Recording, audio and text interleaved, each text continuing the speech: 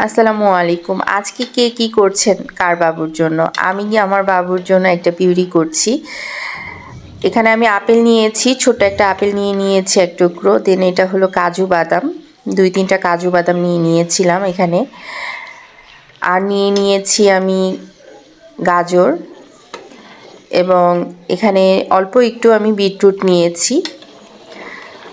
আর নিয়েছিলাম আমি খেজুর আর হলো কিশমিশ। তো আমি এই পিউরিটা আমার বাবুকে 2বার দিব। আমার বাবুর এখন 7 মাস চলছে।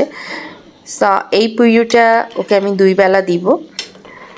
আলহামদুলিল্লাহ, যাদের বাচ্চার ওজন কম তাদেরকে বলবো যে এই ধরনের মিক্সড ফ্রুটের যদি আপনি পিউরিটা করেন, তাহলে আপনার বাচ্চার যে ঘাটতিগুলো আছে ভিটামিনের, সেগুলো তো পূরণ হবেই, সেই সাথে এই সব উপাদানগুলো আপনার বাচ্চার চোখের দৃষ্টি এবং হার্ট ভালো রাখবে।